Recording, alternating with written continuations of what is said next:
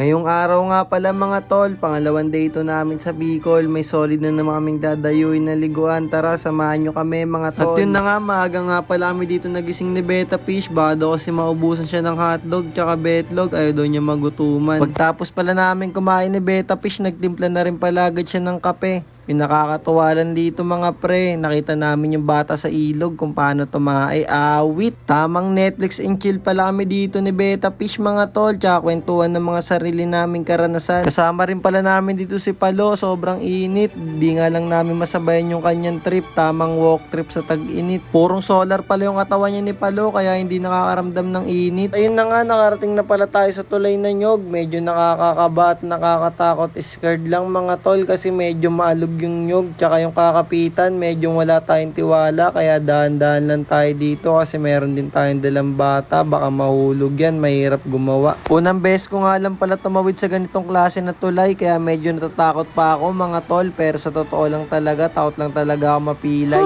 Ay, nakahinga din na maayos mga tol. Sabi pala dito ni Beta Fish, kung nakita mo siya mag-isa naglalakad sabay labas yung brief, anong gusto mong gawin sa kanya, comment nyo lang mga tol.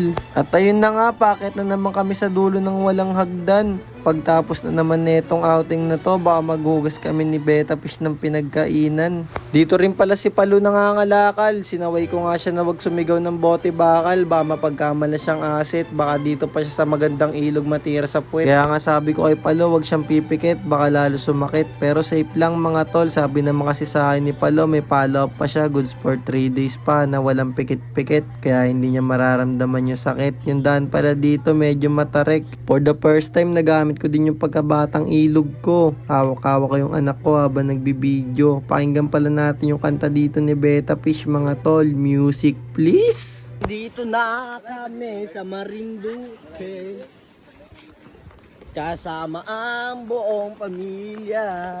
Bukas ka pa ng tuna at kukulangin ang isa. Maglabas ka pa ng baso. Ayun na nga, nakarating na pala tayo sa Cabala River Resort mga tol. Environmental fee lang pala dito, 10, sabay yung mga cottage na mga solid na kubo, 150. Sabay yung lifeguard and safeguard, 25 pesos lang yan mga boss. Kupal ka ba boss? Pero wala kaming binayaran dyan mga tol kasi tropa namin yung kapatid ni Gerlin. Shoutout pala sa'yo Dindo. Tapos yung tubig sobrang linaw, kulay blue. Ay, mama mo blue. Tama na yan, inuman na. Hoy pare ko'y tumagay ka. Siyempre, ano pang hinihintay nyo mga tol? Liguan na! Let's go! Bomba na!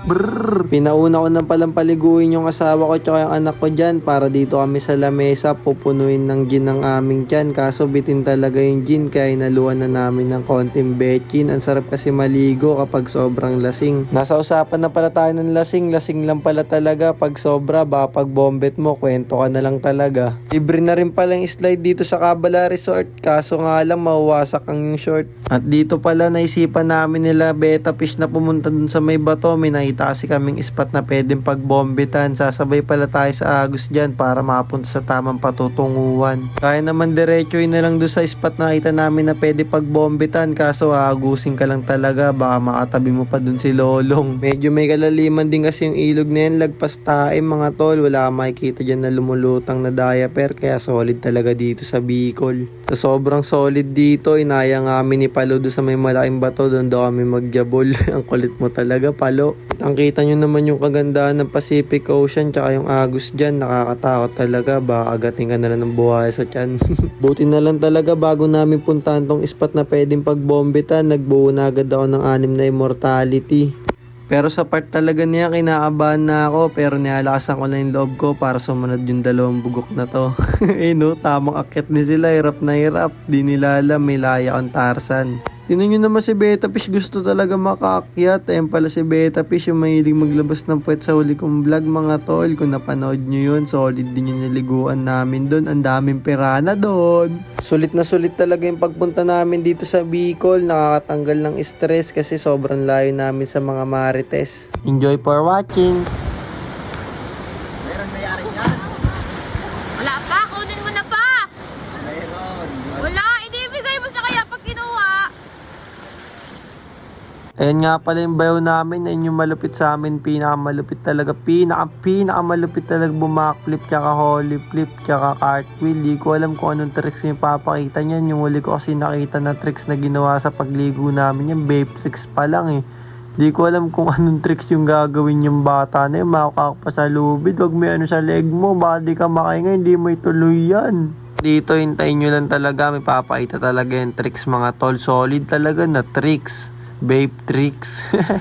Di ko alam kung ano naiisip niya ng mga tricks sa buhay niya. Basta magaling daw yung gagawin niya eh. Tintayin natin, tignan natin. Pang! Puta kaya, 1 minuto hinintayin lang. Bahala kayo dyan. Kung umabot ka na sa part ng video na to, palike and follow naman mga tol. Kung kanina pa kayo nanonood sa akin, tignan nyo yun sa bandang kaliwa. Diyan pala si Palo. Mga 2 oras na yun dyan, mga 1 kalahati. Di ko alam dyan kung ano pinagagawa niya. Nakakita daw siya ng gagamba, dinakma niya yun, napunta siya dyan. Kamot ulo talaga.